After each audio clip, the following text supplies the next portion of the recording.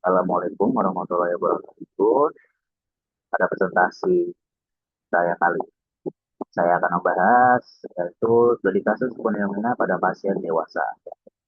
Nah, kasus ini tuh saya pilih karena penyakit ini tuh merupakan salah satu penyakit yang berada pada sistem saluran pernapasan atau sistem respirasi.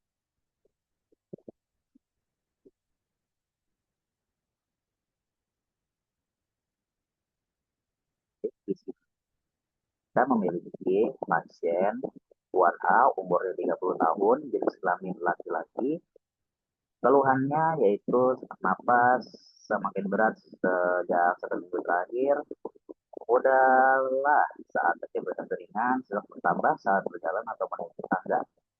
Lalu hasil pemeriksaan yang kami dapat di sini frekuensi napas 28 kali per menit, suhu tubuh 38,8 Celcius, saturasi oksigen yaitu 89%.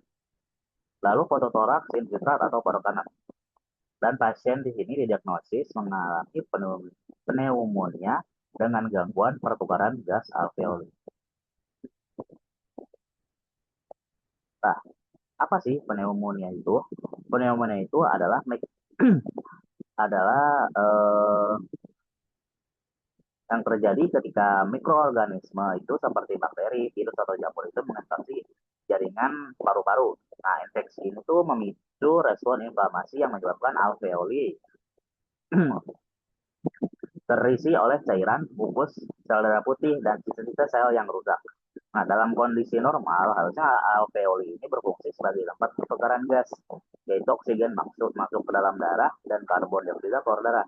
Namun pada pneumonia ini, adanya cairan di alveoli menghambat proses difusi oksigen, sehingga jumlah oksigen yang masuk ke dalam darah itu berkurang. Nah, akibatnya yaitu ya terjadi hipoksemia atau penurunan kadar oksigen dalam darah. Nah, baik selanjutnya itu hubungan gejala dengan fisiologi. Nah, dari gejala pasien di sini pasien mengalami sesak nafas, ya itu terjadi akibat berkurangnya oksigen yang masuk ke darah. Lalu tubuh meningkatkan frekuensi nafas sebagai kompensasinya. Lalu yang kedua itu pasien mengalami demam, yaitu demam ini terjadi karena respon sistem imun terhadap infeksi. Tirogen meningkat saat set point suhu tubuh di hipotalamus. Lalu yang ketiga ini pasien mengalami batuk berdahak. Nah, batuk berdahak ini tuh adalah satu mekanisme pertahanan tubuh ya, untuk mengeluarkan mikroorganisme seperti virus, bakteri, dan lain-lain. Lalu mudah lelah. Pasien di sini mudah lelah saat melakukan aktivitas ringan karena ada jaringannya itu menerima oksigen lebih sedikit sehingga produksi ATP berkurang dan energi juga berkurang. Lalu yang terakhir pasien itu mengalami saturasi oksigen. Itu menunjukkan hemoglobin tidak terikat oksigen secara optimal. Lalu penanganannya dan dasar fisiologinya. Yang pertama itu kita bisa menggunakan terapi oksigen. Nah, terapi oksigen itu diberikan untuk meningkatkan konsentrasi oksigen terjadi di alveoli sehingga difusi oksigen ke dalam darah menjadi lebih efektif. Lalu yang kedua itu ada antibiotik. Antibiotik ini diberikan apabila penyebab pneumonia adalah bakteri. Nah, di sini catatan itu harus bakteri. Dengan menghilangkan bakteri penyebab infeksi, proses inflamasi akan berkurang dan fungsi alveoli dapat pulih.